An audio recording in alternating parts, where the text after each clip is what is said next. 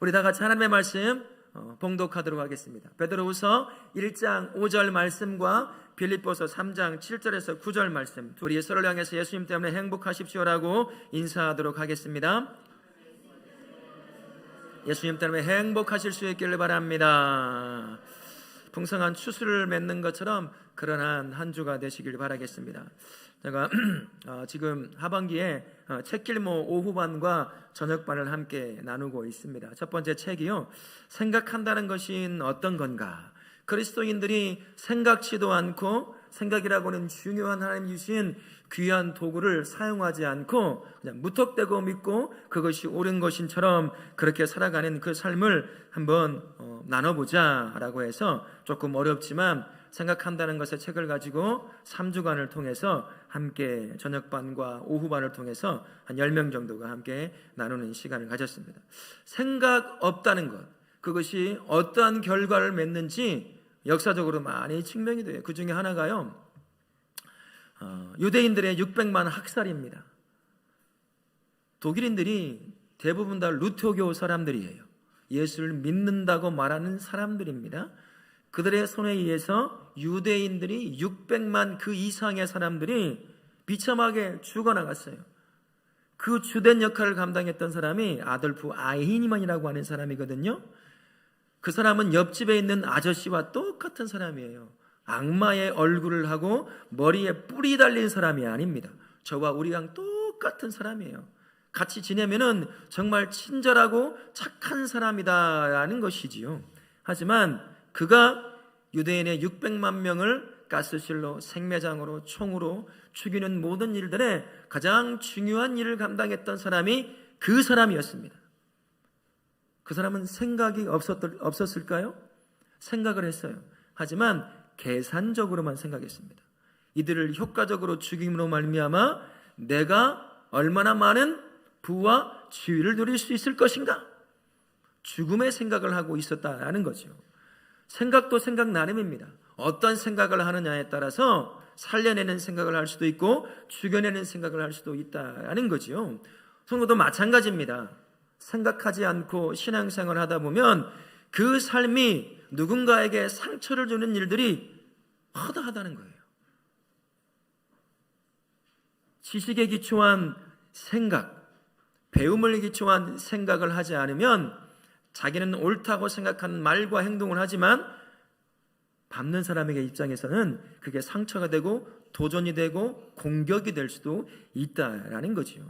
유대 사회가 예수님이 사역하실 때 그 사회에 주된 사람이 누구였냐면 그 일을 감당하는 사람, 참 겉으로 드러나 보이기는 누구에게나 존경을 받는 그런 사람이었지만 그 많은 사람들에게 아픔을 주고 고통을 주던 사람들이 있었어요. 대표적인 사람들은 누구겠습니까? 바리새인들이라고 하는 사람들이었습니다. 그들의 삶은 누가 봐도 존경받을 삶이었습니다. 성경에 기초해서 그들의 삶을 철저하게 절제했습니다. 쫓아서 살았어요. 어떻게 저렇게 살 수 있을까라고 의문을 제기할 수 있을 정도로 그러한 삶을 살던 사람이 이 바리새인들이었거든요. 누가 봐도 의로운 삶이었어요. 누가 봐도 구별된 삶이었습니다. 누가 봐도 저렇게 사는 자가 하나님의 복을 받아 누릴 수 있겠지라고 말하는 그러한 외적인 삶을 거의 완벽에 가깝게 그들은 살아냈던 거죠.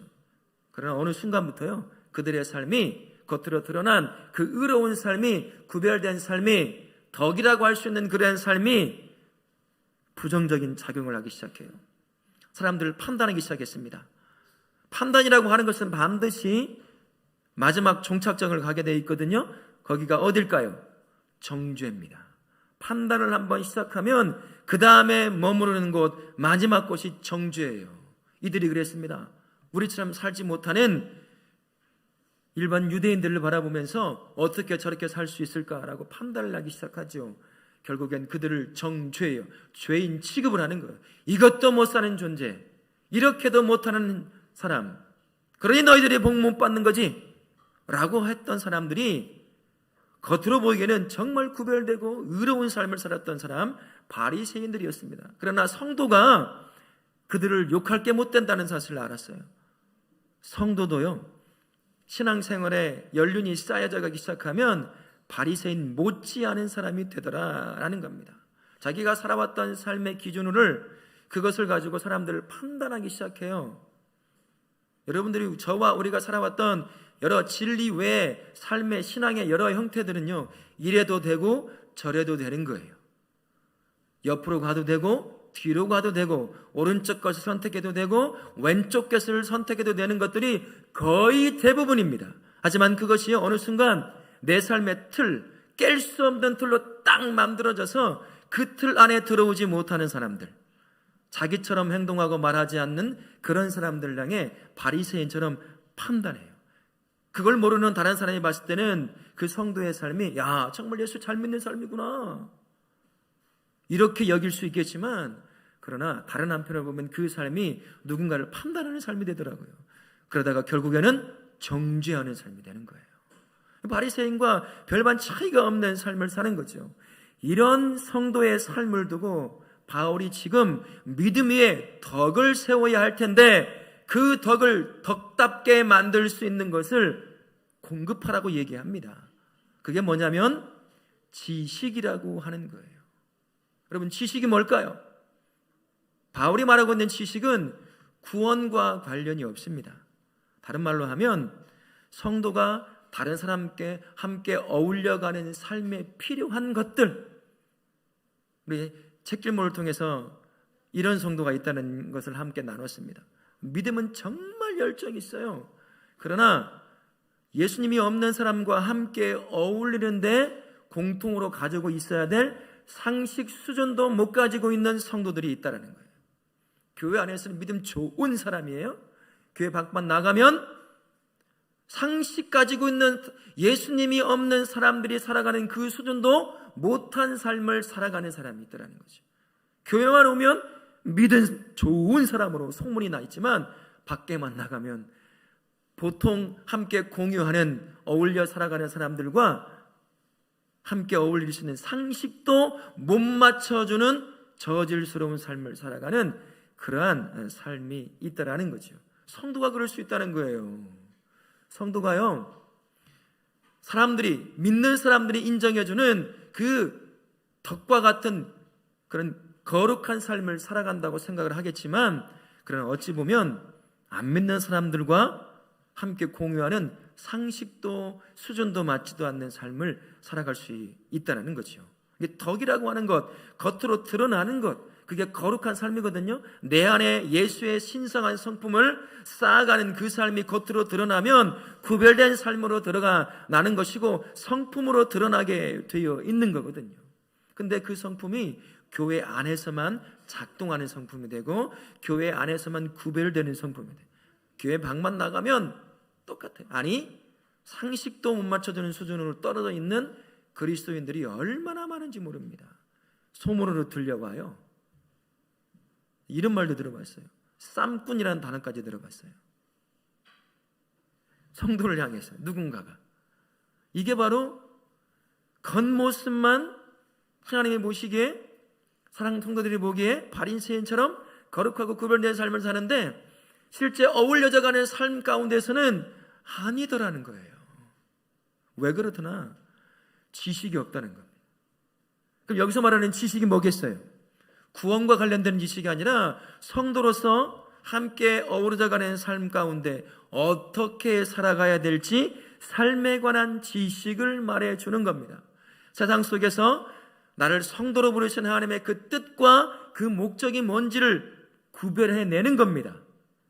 그리고 함께 어우러져 살아가면서 공동의 선, 서로를 세울 수 있는 선한 것들을 찾고 그것들을 분별하여 살아가는 것, 그게 바로 오늘 바울이 저와 우리에게 덕에 공급하기를 원하는 지식이라는 거예요. 그러면 하나님의 뜻을 분별하려고 하면 어떻게 해야 되겠습니까? 예수님의 뜻을 알아야 되겠지요. 그분의 삶의 목적을 알아야 되겠죠. 그리고 그분의 뜻과 목적에 순종할 수 있으려고 해야 돼요. 그러면 어떻게 해야 됩니까? 예수님을 알아야 돼요. 예수님을 아는 지식이 내 안에 가득 채워져야 하는 것입니다. 바울이 말하고 있는 지식이 바로 그런 거예요. 그 지식이 쌓여지면 예수님을 아는 지식이 내 안에 쌓여져 가기 시작하면 그 지식이 나로 하여금 분별력을 갖게 합니다. 성도로서 어떻게 살지, 어떤 말을 할지, 어떻게 행동을 할지, 무엇을 결정할지 그에 대한 분별력, 이해력을 준다라는 거죠. 그래서 그것을 통해서 내 안에서 표출되는 믿음이 표출되는 그 덕이 겉으로 드러나는 삶을 가꾸어 가게 되어 있는 거예요. 알지 못하니까 교회 안에서만 믿음 있는 척 행동하면 거룩한 삶을 사는 것처럼, 믿음이 있는 것처럼 그렇게 살고 밖에 나가면 완전 다른 삶을 살아가게 된다는 거지요. 그러나 예수의 그 아는 지식을 내 안에 가지고 있다면 그 지식이 나의 삶을, 나의 성품이 겉으로 드러나는 그 삶을 가꾸어 가게 되는 거예요. 예수님이라면 어떻게 말하실까? 예수님이라면 어떻게 행동하실까? 그렇게 나의 삶을 가꾸어 가게 된다라는 것입니다. 그러면 덕의 지식을 공급하기 위해서 우리가 먼저 해야 될 일이 있습니다. 그게 빌립보서 3장에서 나오는 말씀이라고 할 수 있어요. 7절과 8절에 바울이 뭐라고 말하냐면 자신의 인생을 두고 내가 나에게 유익하던 것들을 뭘로 여긴다고 말하는 줄 아세요? 해로 여긴다. 그리고 배설물로 여긴다. 이 얘기를 말씀하고 있습니다. 여러분, 바울이 가지고 있는 것 얼마나 많은 것이 있는 줄 아세요? 유익함을 누리게 만드는 것들, 저와 우리들이 가지고 있는 것보다 훨씬 많이 가지고 있었어요. 그의 태생을 한번 보세요. 그의 지위를 한번 보세요. 그는 베냐민 지파 정통 유대인 사람이었습니다. 가말리엘 문화에서 최고의 율법학자 밑에서 최고의 학문을 배웠던 사람입니다. 로마 시민권까지 가지고 있어서 로마가 지배하는 모든 땅에 마음껏 돌아다닐 수 있는 그런 자유를 가지고 있던 사람이었습니다. 율법에 능통할 뿐만 아니라 율법에 대한 열정을 가지고 있었기 때문에 율법을 지켜내는데도 그 누구보다 못지않는 사람이었어요. 그 열정이 지나쳐서 예수 믿는 사람들을 잡아 죽이는 정도까지 갔던 사람. 그에게는 예수 없었을 때 삶에 얼마나 많은 유익을 누릴 수 있는 것들이 많았는지 모릅니다. 그의 입에서 지금 뭐라고 말씀하냐면 예수 안에 딱 들어와 보니, 예수를 믿어보니 내가 이전까지 유익하다고 누려왔던 모든 것들이 나에게는 해가 되는구나, 나에게는 배설물처럼 다가오는구나, 그 얘기를 지금 하고 있는 겁니다. 해요, 배설물이 뭘까요? 해라고 하는 것은요, 지금까지 살아왔던 유대교적 모든 배경들, 율법에 능하고 율법을 지켜오고 그런 모든 것들이 이제는 예수 안에 딱 들어와 보니까 그 모든 것들이 가치가 없어지더라는 겁니다. 그걸로는 구원을 못 얻고 그걸로는 구원의 은혜를 못 누린다는 것을 알기에 더 이상 유익한 것이 아닌 것을 깨닫게 되더라라는 것입니다. 배설물을 여긴다는 건 뭘까요?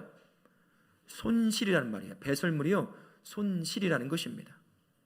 지금 가지고 있는 것 때문에 새로운 것을 통해서 누리게 될 놀라운 하나님의 은혜를 지금 가지고 있는 것, 그것 때문에 못 누리게 됐다는 거예요. 방해를 받고 또 놓치게 되니까 예수 안에서 누려야 될 그 구원의 감격스러운 은혜를 지금 가지고 있는 건 내려놓지 못하니까 계속 못 누리게 하는 거예요.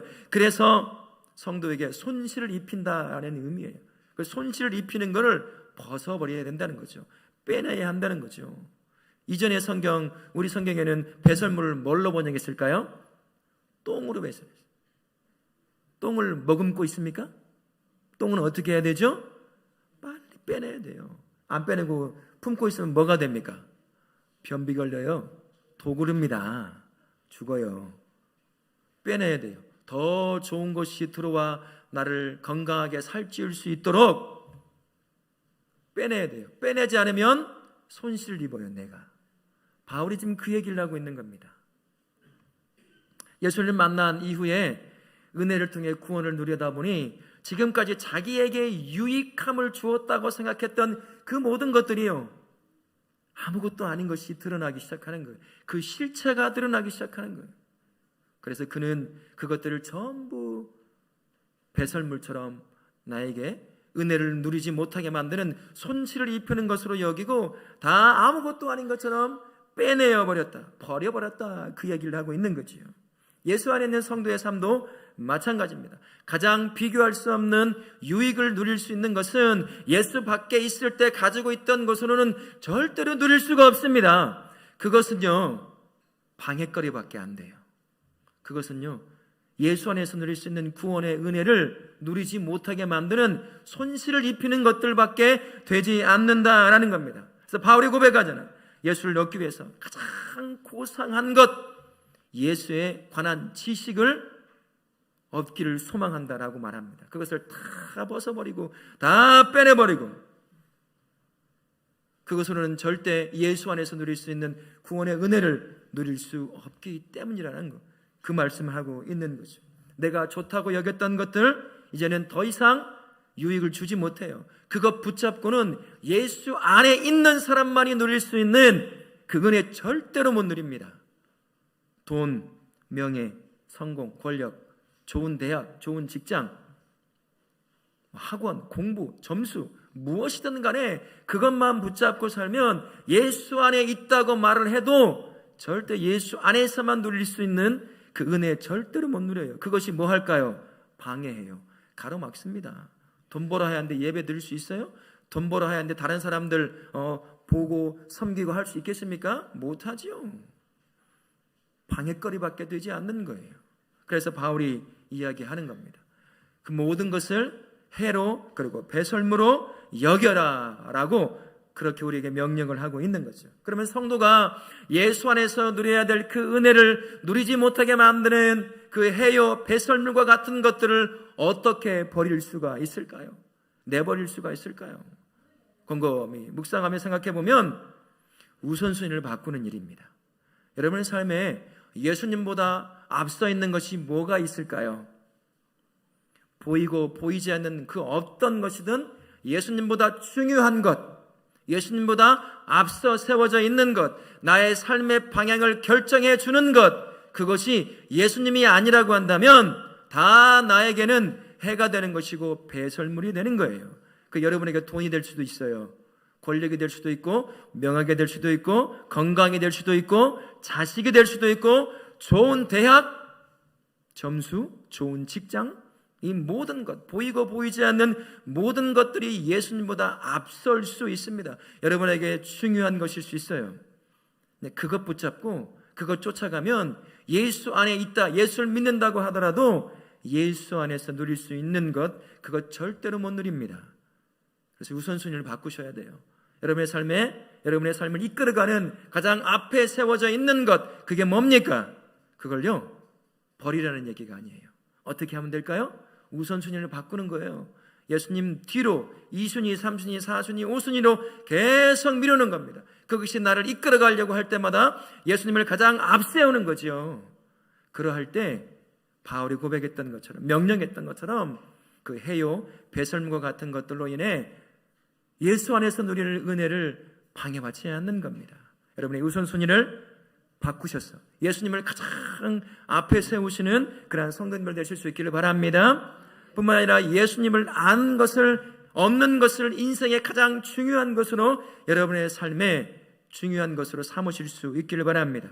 삶의 모든 부분에서 내 이득, 내 영광, 내 성공을 바라는 것이 아니라 내가 하는 모든 것들에 하나님의 영광, 예수님의 영광을 먼저 생각하는 거예요. 나의 말, 나의 행동, 내가 하는 결정, 내가 세우는 삶의 방향, 이 모든 것들이 하나님의 영광이 될 것인가 라고 하는 그 필터를 통해서 말하고 행동하고 결정하고 인생의 방향을 정하는 것, 그게 예수님 안에서 누리는 그 은혜를 방해하고 깎아먹지 않게 하는 여러 가지 방법들 중에 하나라고 할 수가 있습니다. 여러분의 삶에 무엇을 얻는 것을 가장 중요한 것으로 여깁니까? 돈입니까? 그 무엇입니까? 그 무엇이 아니라 예수 그리스도를 얻는 것, 그것을 여러분의 삶에 가장 중요한 것으로 삼으실 수 있기를 바랍니다. 그럴 때 그 상황 가운데 주시는 놀라운 은혜를 풍성하게 누리실 수 있기를 바랍니다. 그럼 매일같이요, 예수님 안에서 내가 누구인지를 발견할 수 있어야 합니다. 예수님을 통해 나를 보는 거죠. 여러분, 예수님을 통해 나를 보면 저와 우리가 어떤 사람일까요? 하나님의 자녀가 되는 권세를 누리는 자예요. 예수님 밖에서는 절대 발견될 수 없는 것이 그 모습입니다. 이것을 발견하지 못하니까 이전에 좋던 것, 유익된다고 하는 것, 나를 나답게 만들어 주겠지, 나로 높여 주겠지 라고 하는 것을 계속 잡고 사는 거예요.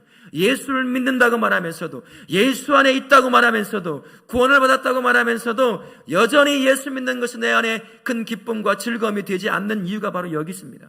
내 안에 여전히 이전에 예수 믿기 전에 유익했다고 붙잡고 있던 것을 여전히 붙잡고 있는 거예요. 그것을 통해 나를 증명받고 싶은 거지요. 나 돈 이만큼 많아, 나 권력 이만큼 있어, 나 능력 이만큼 있어, 내 지능이 얼마나 되는 줄 알아? 이것들을 계속 붙잡고 사는 거예요. 그게 나를 증명해 준다고 생각하니까 말이죠. 예수 안에 있는 사람이 그러고 있다는 겁니다. 예수 안에서 그래서 항상 비춰지는 나의 진짜 모습을 발견해야 됩니다. 나의 가치는 예수 안에서 발견되는 그 모습이에요. 예수 안에서 발견되는 나는 누굽니까? 하나님의 자녀요. 그 자녀가 가지고 있는 권세를 누리는 존재입니다. 예수 안에 있을 때 그 어떤 것보다도 비교할 수 없는 가장 존귀한 가치를 갖는 존재가 되는 거예요. 그걸 발견할 때 지금까지 예수 밖에 있을 때 나를 나답게 만들어준다고 생각했던, 그 유익된다고 생각했던 것들이 얼마나 가치가 없는 것인지를 깨닫게 되는 거예요. 그건 도구일 뿐이구나. 내가 지금껏 잠깐 손에 쥐었다가 놓아야 될 도구를, 이것이 나를 나답게 만들어준다고 붙잡고 살았구나, 그것을 아는 거죠. 그래서 바울처럼 해로 여기고 배설물로 여기고 그것을 손에서 쥐었던 것을 내려놓는 거예요. 그러니 예수 안에서 계속해서 매일같이 내가 누군지 발견하는 성도가 되어야 하는 거지요.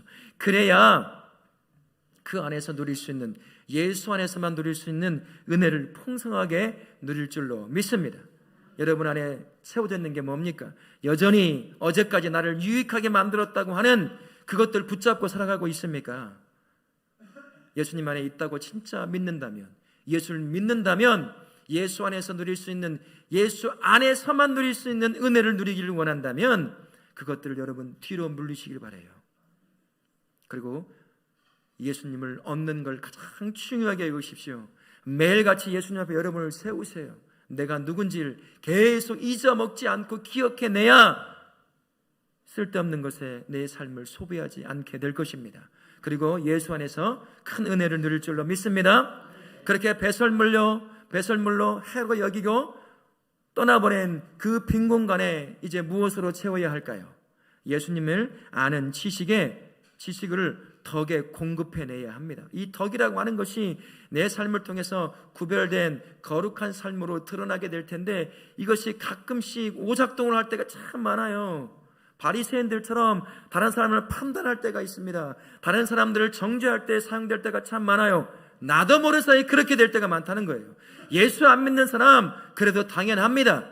그게 그런 삶이니까요. 자기가 잘 살았으니 그거 가지고 사는 사람들 손가락질도 하고 판단도 하고 청대도 할 수 있겠죠.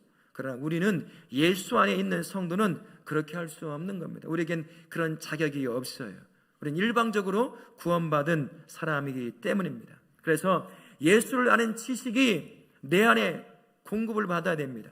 덕의 공급을 받아서 이 덕이 겉으로 드러날 때 부정적인 부작용을 일으키지 않도록, 다른 사람을 판단하고 다른 사람을 정죄하는 도구가 되지 않도록 그 예수를 아는 지식이 덕을 이끌어 가도록, 잘 정돈해 가도록, 그렇게 예수를 아는 지식을 가득 내 심령 안에 채워야 된다는 거죠. 근데 이때요, 애씀과 노력이 필요합니다.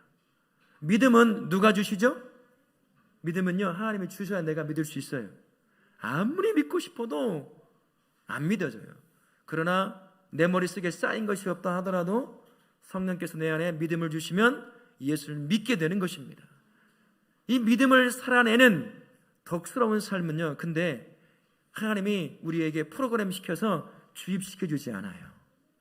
애써서 예수님의 거룩한 신성한 그 성품을 내 것으로 만드는 삶의 작업이 필요한 게, 이 덕을 내 삶으로 실체화시키는 그 삶을 살아야 한다는 겁니다. 애써 노력함이라고 하는 값을 치러야 한다는 거예요. 그런 의미에서 예수 그리스도에 대한 지식을 내 삶에 채워 넣어야 하고 공급해야 하는 것도 애씀이 필요한다는 거죠.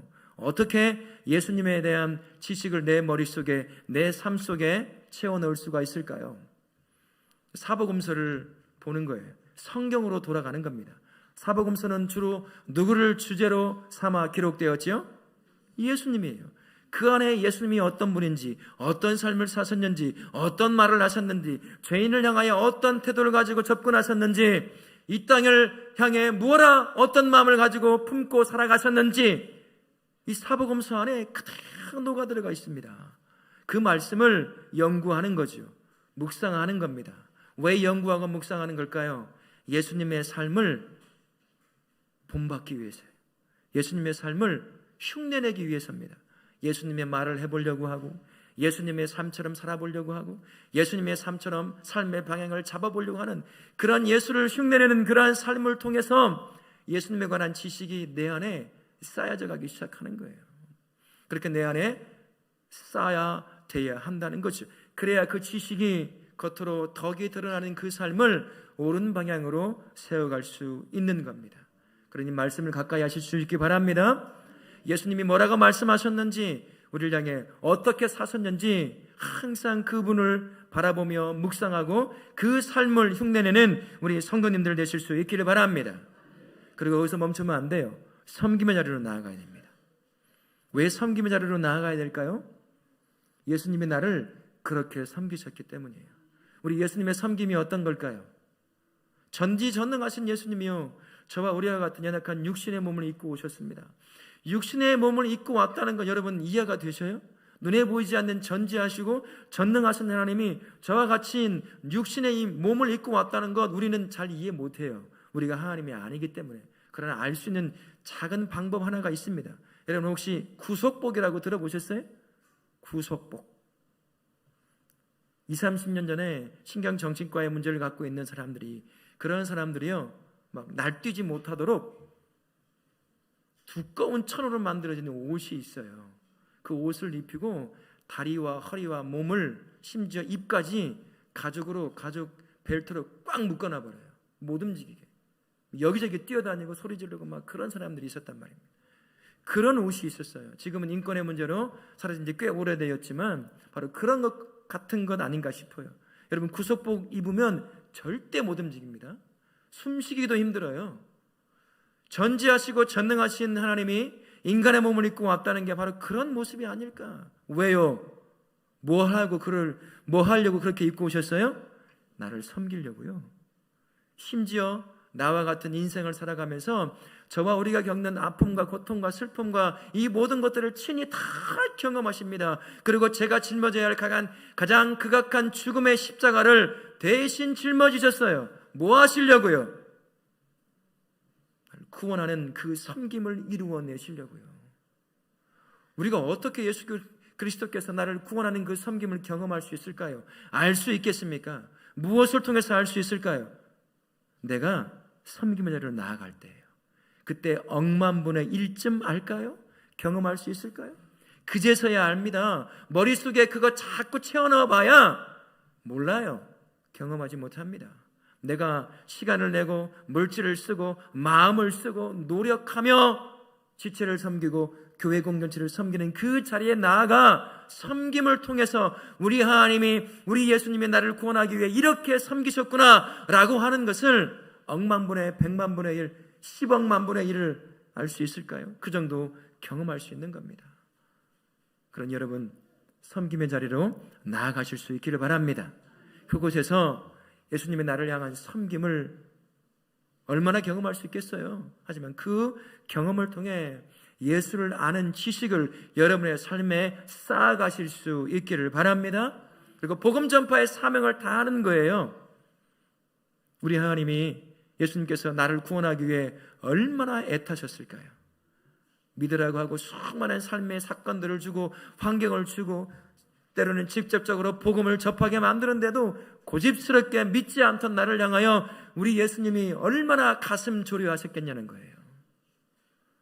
내 자식이 구원받아 구원의 은혜에 누리며 살아야 될 텐데 왜 저렇게 구원을 향해 오지 못하고 세상을 향해 달려가고 있는 걸까? 그 애타는 마음, 우리가 어떻게 경험할 수 있을까요? 그 마음을 어떻게 할 수 있어요?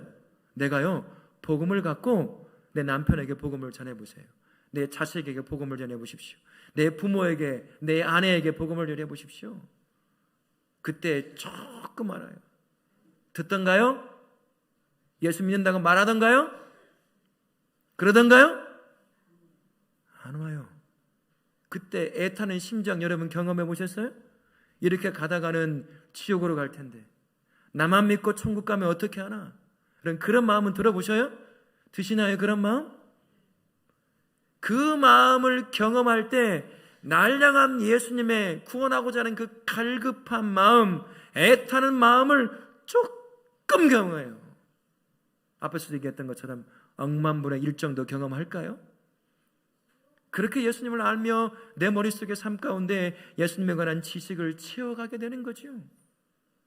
그럴 때요, 그 지식이 내 삶을 통해서 드러나는 덕의 구체적인 모습인 이 구별된 거룩한 성품의 삶이 정돈되기 시작하는 겁니다. 예수님의 말을 하게 되고 예수님의 생각을 가지고 판단하게 되고 예수님의 마음을 품고 사람을 대하게 되고 공동체를 섬기게 되고 그렇게 예수님처럼 되어져 가게 되는 거예요. 그래서 그 예수님의 신성한 성품이 나의 성품이 조금씩 되어가는 거죠. 무너지기도 하고 실패하기도 하지만 그 가운데 그렇게 세워지게 되는 겁니다. 지식이라고 하는 것, 예수를 아는 지식이라고 하는 것은요, 머릿속에 쌓여지는 지식만이 아니라 삶 가운데서 함께하며 경험한 그 예수님이 내 안에 쌓여져 가야만 그때서야 비로소 내 삶을 통해서 드러나는 덕이 덕다운 모습으로 만들어지기 시작하는 겁니다. 정말 저 사람이 예수 믿는 사람이구나. 내가 예수를 믿는다고 한다면 저 사람처럼 믿어야지. 저 사람이 다니는 교회를 가야지. 이런 말이 나오게 되는 거예요. 하지만 예수에 관한 지식이 머리와 삶에 쌓여지지 않으면 바리새인 모습을 저와 우리가 가질 수가 있는 겁니다. 자신도 잘 몰라요. 다른 사람이 얘기해 주잖아요. 버럭 화를 냅니다. 아무도 모릅니다. 스스로 예수를 아는 지식 가운데 그 삶을 점검하지 않으면 그렇게 되는 거예요. 바울이 그래서 덕 위에 지식을 공급하라고 했거든요. 더한다는 말에 공급하다는 말이 의미가 숨겨져 있습니다. 덕의 지식, 예수를 아는 지식이 공급이 될 때 그제서야 그 덕이 덕다운 모습으로 믿는 사람과 믿지 않는 사람에 보여지기 시작하는 겁니다. 그 과정을 통해서 내 삶을 통해 예수님을 사람들이 보기 시작하는 거죠. 예수 믿는다는 게 뭔지를 알기 시작한다는 것입니다. 그러니 우리 성도님들 예수를 아는 지식을 여러분의 삶에 가득 채우실 수 있길 바라요. 성경을 통해 말씀 안에서 발견되는 예수님의 삶을 여러분의 삶으로 흉내내실 수 있기 바랍니다. 또한 섬김의 자리에 나아가서 예수님의 나를 향한 섬김이 뭔지 여러분이 직접 몸으로 삶으로 경험하실 수 있길 바랍니다. 복음을 전함으로 말미암아 날 향한 애타는 예수님의 그 마음이 뭔지 그것을 경험으로 지식으로 쌓아내실 수 있는 그러한 성도님 되어서 여러분의 삶 가운데서 드러나게 되어야 될 그 거룩한 예수의 성품이 보여지는 그러한 삶을 사실 수 있기를 바라겠습니다. 성도는요, 하나님께 주시는 믿음 위에 이 믿음을 보여주는 덕을 쌓는 사람이라고 할 수가 있어요. 근데 그 덕이 제대로 드러나야죠. 그 구별된 삶이 제대로 드러나야죠. 남을 판단하고 남을 정죄하는 도구로 악하게 사용돼서는 안 되지 않겠습니까? 그러기 위해서 예수를 더 알아야 돼요. 성경을 연구함을 통해 머릿속에 예수님에 관한 지식을 쌓는 것뿐만 아니라 섬김과 복음의 자리, 다양한 모습의 삶의 그 자리에서 나와 동행하시는 예수님을 온 몸으로 경험으로 말미암아 경험적 예수님에 대한 지식을 내 안에 쌓아야 하는 겁니다. 그래서 그 지식이 내 삶을 통해 드러나는 그 덕을 덕답게 만들어내야 하는 거예요. 그래서 애씀이 필요한 겁니다. 근데 하늘에서 뚝 떨어지면 얼마나 좋겠어요. 근데 예수 믿는 삶이요, 그렇게 만들어지는 건 절대 아니더라고요. 언젠가 한번 말씀드렸잖아요. 목사 안수 받으면 제가 한순간에 목사가 되는 줄 알았어요. 아닙니다. 10몇 년 동안 목사로 살아가고 있는데요, 여전히 목사가 되어가고 있어요. 죽고 하늘나라 가면 완전한 목사가 되겠지요? 애써야 합니다. 내려놓을 건 내려놓고, 내려놓았다고 생각하냐 또 잡고 있어요. 또 내려놔야죠. 또 포기해야죠. 또 해와 배설물로 여기고 버려버려야 하는 겁니다. 오늘 버렸다고 내일은 없을까요? 아니면 내일도 버릴 거 또 생겨요.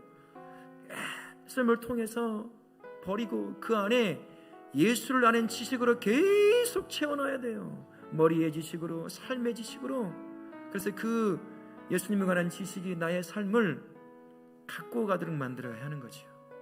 누군가와 함께 대화하면 예수님의 음성을 듣는 것 같은 대화를 하잖아요. 그의 삶을 보면 참 예수 믿는 사람은 다르구나 하는 것을 볼 수 있는 이유가 바로 거기에 있는 겁니다. 호세아 6장 3절에 이렇게 우리에게 호소합니다. 같이 한번 읽어볼까요? 그러므로 여호와를 알자. 여러분, 힘써 예수님을 알아가고 계십니까? 저와 우리 모든 성도는 매일의 삶 가운데 힘써서 예수님을 알아가실 수 있기를 바랍니다. 말씀을 통해서 예수님을 알아갈 뿐만 아니라 그분과 동행하는 삶의 모든 자리에서 그분을 직접 경험함으로 말미암아 여러분의 삶 가운데 예수님의 지식을 가득 채워서 그 지식이 저로 하여금, 우리 성도로 하여금 삶 가운데서 예수를 보여주는 성품을 만들어내는 그런 복된 삶이 되실 수 있기를 예수님의 이름으로 축원합니다. 아멘.